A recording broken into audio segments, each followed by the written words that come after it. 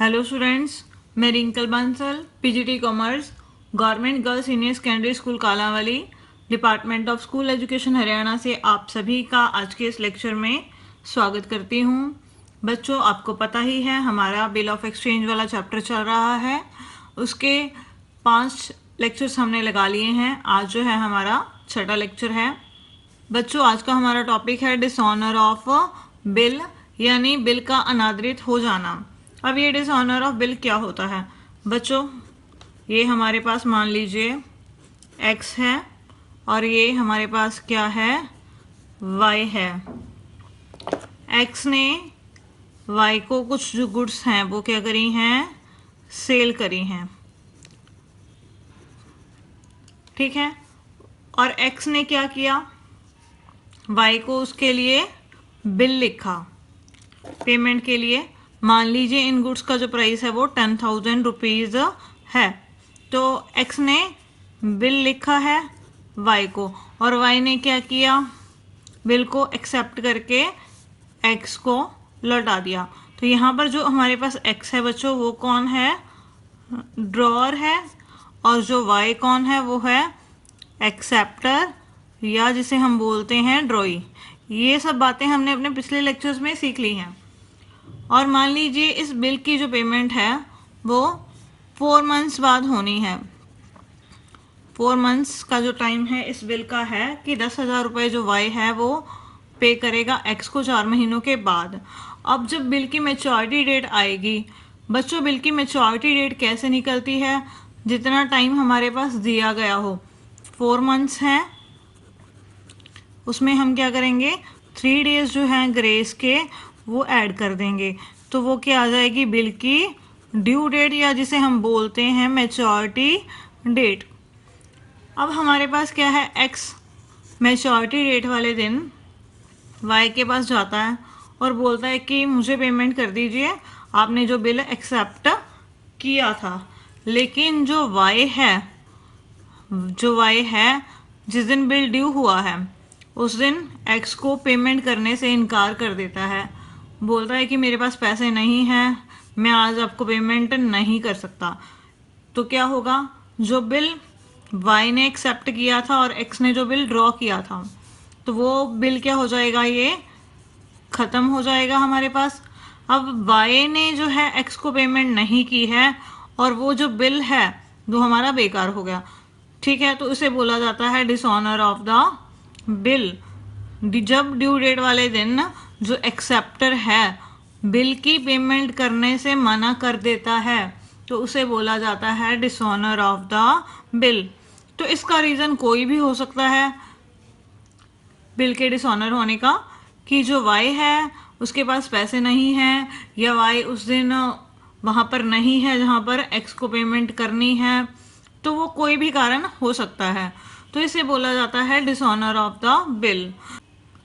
बच्चों, हमारे पास एक टर्म होती है जिसे बोला जाता है नोटिंग चार्जेस। अब ये नोटिंग चार्जेस क्या होते हैं, ठीक है, तो ये जानने के लिए हमें थोड़ा डीपली समझना पड़ेगा कि ये नोटिंग चार्जेस क्या हैं। अब भुगतान वाले दिन x y के पास चला गया कि पेमेंट कर दीजिए, और y ने x को पेमेंट नहीं की है उस दिन, तो उसका जो बिल है वो डिसऑनर हो जाता है। लेकिन कल को जब x जो है वो कहे कि इसने पेमेंट नहीं की है, y मुकर जाता है, कहता है कि x मेरे पास पेमेंट के लिए आया ही नहीं है, तो इससे क्या होगा, कंफ्यूजन हो जाएगी ना। तो x को ये प्रूव करना पड़ेगा कि मैंने जो बिल है वो पेमेंट के लिए प्रेजेंट किया है। तो जो हमारी गवर्नमेंट है उसकी तरफ से कुछ पर्सन्स अपॉइंट किए जाते हैं जो बिल को एक्सेप्टर के पास क्या करते हैं, प्रेजेंट करते हैं, भुगतान के लिए पेश करते हैं। और जो ये पर्सन्स होते हैं बच्चों, जो गवर्नमेंट की तरफ से अपॉइंट किए जाते हैं, उन्हें बोला जाता है नोटरी पब्लिक, ठीक है। जो हमारा ड्रॉअर है वो क्या करता है, इसको बिल दे देता है, और जो नोटरी पब्लिक है बच्चों वो बिल को एक्सेप्टर के पास प्रेजेंट करता है। एक्स ने अब नोटरी पब्लिक को अपॉइंट किया है बिल प्रेजेंट करने के लिए एक्सेप्टर के पास। तो ये जो काम कर रहा है बिल को एक्सेप्टर के पास प्रेजेंट करने का, तो इस काम को क्या बोला जाता है? नोटिंग। तो ये जो काम कर रहा है उसे बोला जाता है नोटिंग। तो जो ये काम कर रहा है नोटरी पब्लिक एक्स के लिए, इसके बदले में वो क्या करता है? एक्स से कुछ चार्जेस लेता है, यानी कुछ फीस वो वसूल करता है। उस फीस को बच्चों क्या बोला जाता है? Noting charges. मेच्योरिटी डेट वाले दिन जो है नोटरी पब्लिक वो वाई के पास जाता है पेमेंट लेने के लिए, तो वाई उसको पेमेंट नहीं करता, तो वो जो बिल इसके पास है जो एक्स ने उसे पकड़ाया है पेमेंट लाने के लिए, तो वो उसके ऊपर ही लिख देता है कि जो वाई है यानी एक्सेप्टर है उसने इस बिल की पेमेंट नहीं की है, और वो वापस किसको दे देता है? एक्स को। तो अब ये कुछ चार्जेस वसूल करेगा किससे? वाई से। क्यों? क्योंकि अब इसको क्या करना पड़ेगा? दोबारा आना पड़ेगा वाई के पास पेमेंट लेने के लिए। तो उन्हीं चार्जेस को बच्चों बोला जाता है नोटिंग चार्जेस। पहले तो ये जो खर्चे होते हैं बच्चों ड्रॉर के द्वारा पे किए जाते हैं नोटरी पब्लिक को, उसके बाद ये खर्चे जो है ड्रॉर वसूल कर लेता है किससे? एक्सेप्टर से यानी ड्रॉई से, क्योंकि ये खर्चे उसी की गलती की वजह से हुए हैं। तो आइए बच्चों हम सीखते हैं जब बिल डिसऑनर हो जाता है तो क्या अकाउंटिंग ट्रीटमेंट किया जाता है ड्रॉर की बुक्स में और ड्रॉई की बुक्स में, और क्या जर्नल एंट्रीज पास की जाती हैं डिफरेंट सिचुएशंस में। बच्चों हमारे पास डिसऑनर ऑफ द बिल में 4 केसेस होंगे। जब बिल डिसऑनर हो जाता है तो अलग अलग केसेस में हमने क्या क्या एंट्रीज पास करनी है। फर्स्ट है when the drawer retain the bill till the date of maturity. जो ड्रॉर है वो बिल को अपने पास रखता है मैच्योरिटी डेट तक। मीन ना तो उसने आगे कहीं से बिल डिस्काउंट करवाया है, ना उसने बिल किसी थर्ड पार्टी को एंडोर्स किया है।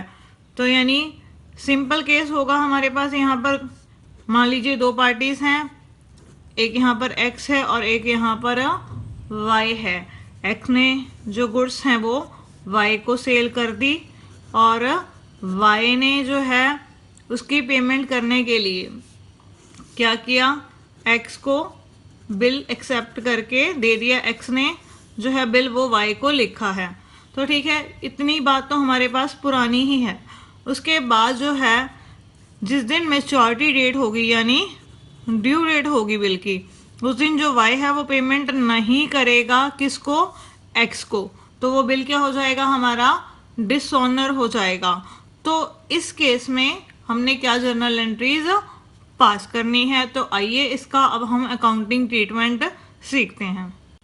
तो बच्चों अब हम स्टार्ट करते हैं। First case dishonour of bill when the drawer retain the bill till the maturity date.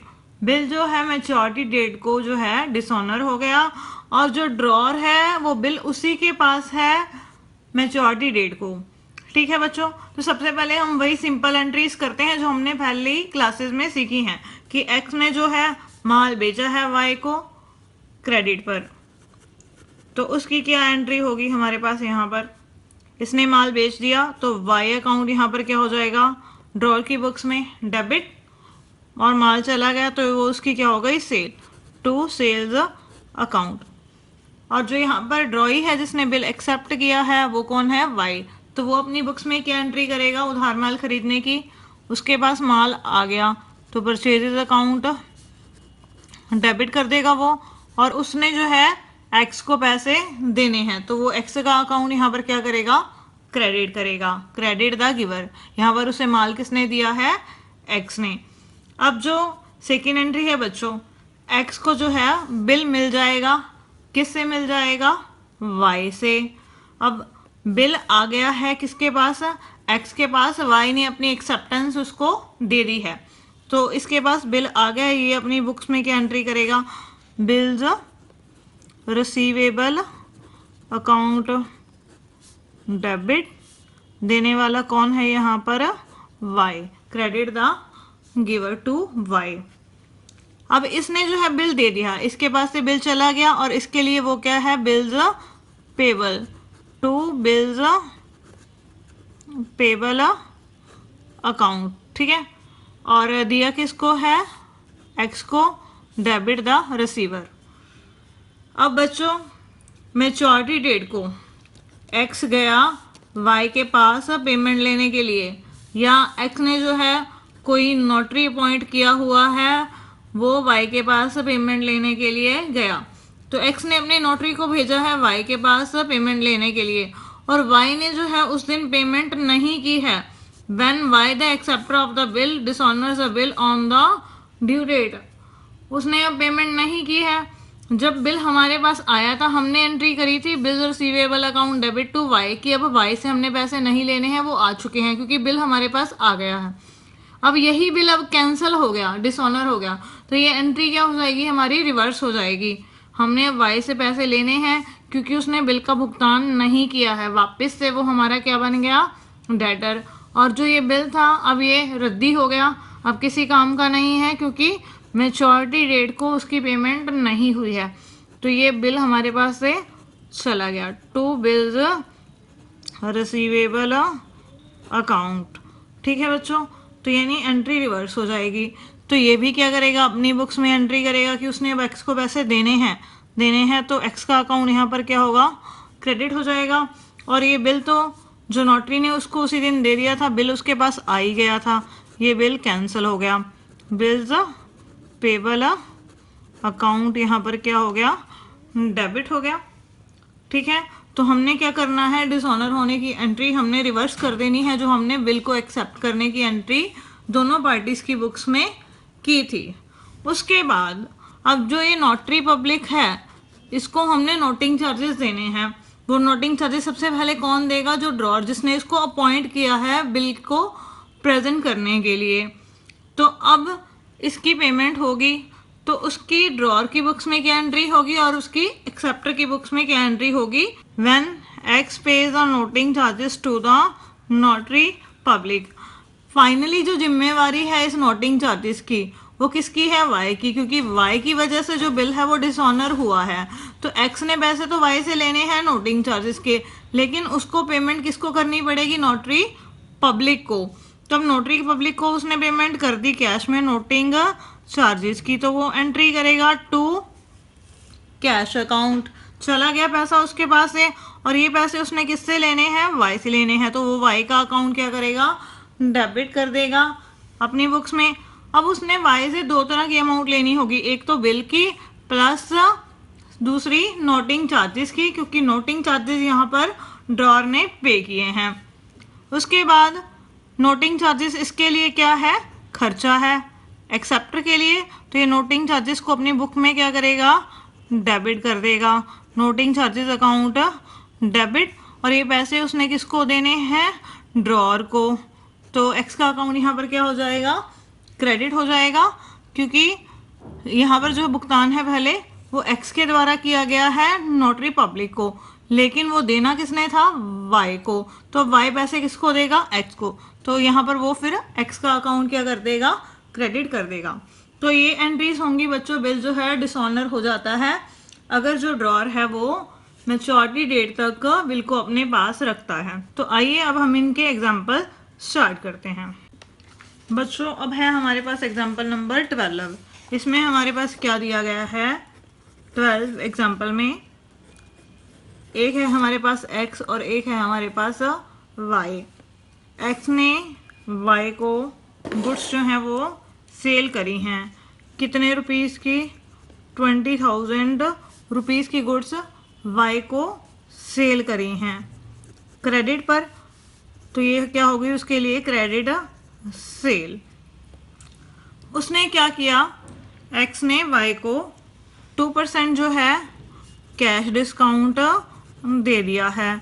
जो ये माल उसको बेचा है कि वो अगर उसे अभी पेमेंट कर देगा y x को, तो मैं आपको 2% कैश डिस्काउंट दे दूंगा।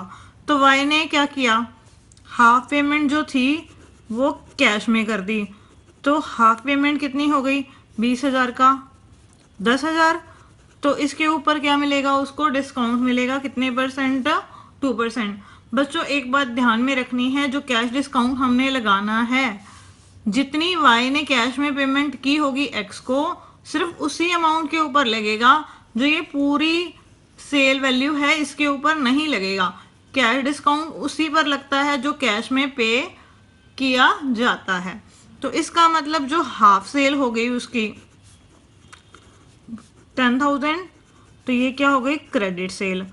और इसके लिए वाई ने टाइम मांगा है एक्स से 2 महीनों का, तो एक्स ने क्या किया, एक बिल लिख कर दे दिया। कितने महीनों का, 2 महीनों का।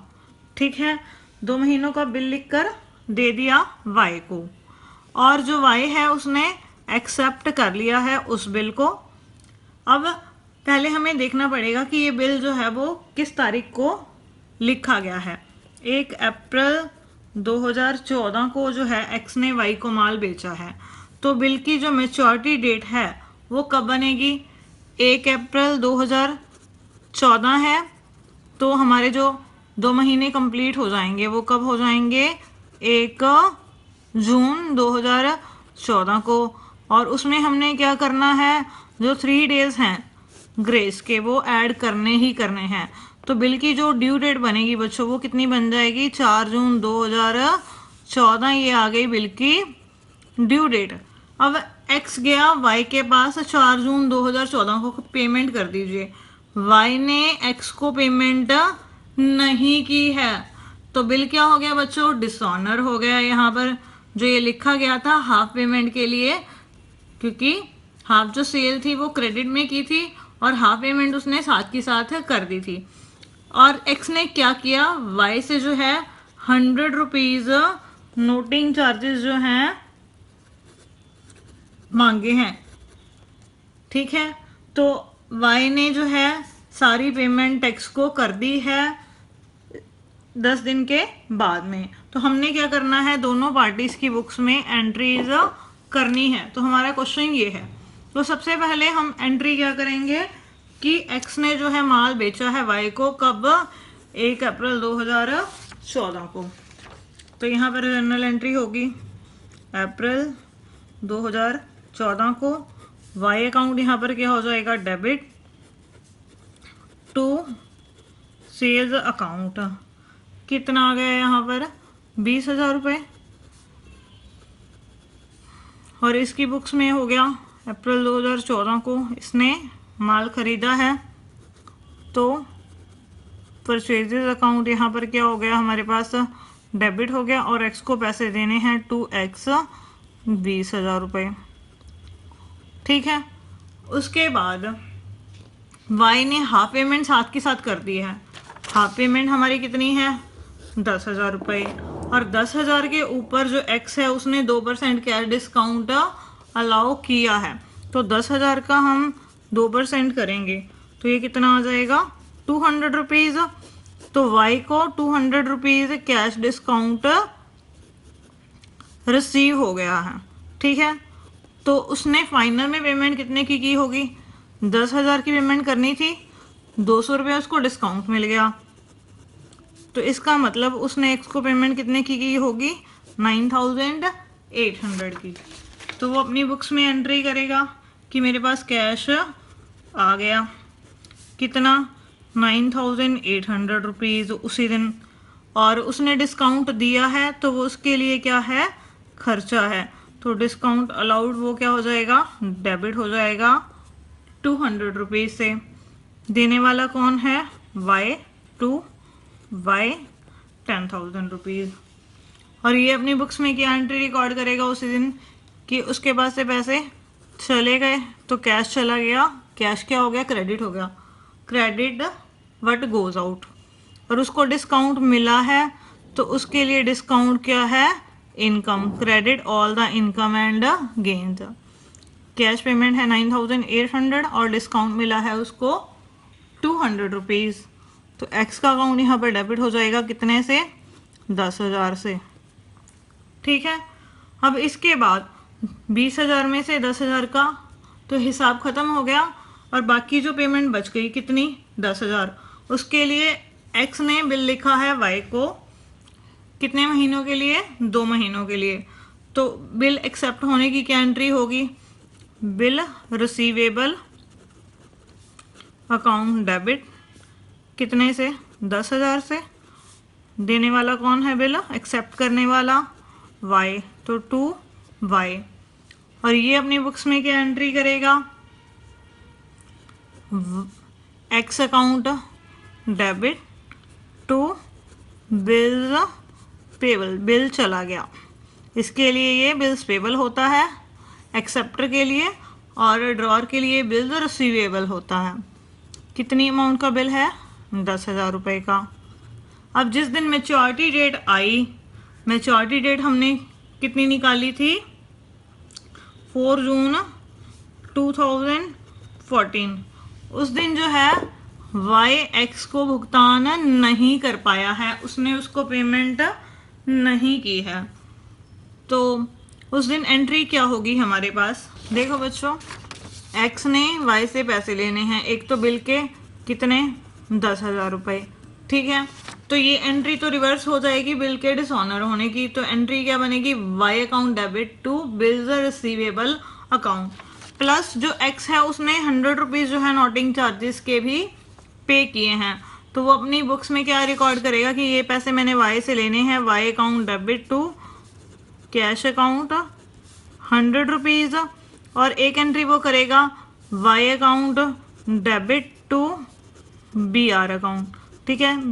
बिल कितने का है, 10,000 रुपये का। तो ये दो एंट्रीज करने की बजाय बच्चों हम एक कंबाइन एंट्री भी कर सकते हैं। यहाँ पर वाई डेबिट हो रहा है 100 रुपीज़ से, और यहाँ पर डेबिट हो रहा है 10,000 से। टोटल उसने वाई से कितने लेने हैं, 10,100। तो हम क्या करेंगे, यहाँ पर वाई का अकाउंट डेबिट कर देंगे, कितने से, 10,100 से, और उसके बाद यहाँ पर कैश अकाउंट क्रेडिट हो रहा है 100 से, और बिल्स रिसीवेबल अकाउंट क्रेडिट हो रहा है 10,000 से। तो इन दोनों को हम क्या करेंगे, क्रेडिट कर देंगे to bills receivable account to cash account. यहाँ पर आ गया 10,000 और यहाँ पर आ गया 100 रुपीज़। उसी तरह जो वाई है वो भी अपनी बुक्स में क्या करेगा, कंबाइन एंट्री कर देगा कि उसने एक्स को पैसे देने हैं, कितने, 10,000 तो बिल के थे, प्लस 100 रुपीज़ किसके आ गए, नोटिंग चार्जेस के। और अब जो है यहाँ पर बिल उसके पास आ गया, बिल्स पेबल अकाउंट, ठीक है, डेबिट कितने का, 10,000 का, और जो 100 रुपीज़ नोटिंग चार्जेस एक्स ने पे किए हैं तो वो भी उसका क्या है, खर्चा है, तो खर्चे क्या होते हैं, डेबिट, तो वो नोटिंग चार्जेस को भी क्या करेगा, डेबिट कर देगा अपनी बुक्स में, ठीक है। अब इसके बाद हमें क्वेश्चन में स्पेशली बोला हुआ है कि 10 दिनों बाद वाई ने एक्स को पेमेंट कर दी है, तो अब एक्स ने वाई से पेमेंट कितने की लेनी है, 10,100 की, उसने पेमेंट कर दी, तो बैंक में उसके पास पैसे आ गए, तो बैंक अकाउंट डेबिट, कितनी तारीख को, 4 जून में हम 10 दिन और ऐड कर देंगे, तो ये आ गई 14 जून 2014, 10,100, और वाई का अकाउंट यहाँ पर डेबिट था, हमने उससे पैसे लेने थे, और वो यहाँ पर क्या हो जाएगा, क्रेडिट हो जाएगा, कितने से, 10,100 से। उसके बाद 14 जून को ये भी अपनी बुक्स में एंट्री करेगा कि पैसे चले गए, तो बैंक अकाउंट क्या हो गया, क्रेडिट हो गया, 10,100 से, दिए किसको हैं, एक्स को, डेबिट द रिसीवर, कितनी अमाउंट से, 10,100 से। तो बच्चों ये टॉपिक है डिसऑनर ऑफ बिल का। जब बिल डिसऑनर हो जाए और जो ड्रॉर है वो मैच्योरिटी डेट तक बिल को अपने पास रखता है, तो ये एंट्रीज तो बच्चों पुरानी ही हैं, सिर्फ डिसऑनर ऑफ बिल की एक ये एंट्री ही हमें नई पास करनी है। तो ठीक है, इसी के साथ ये क्वेश्चन हमारा कंप्लीट हो गया।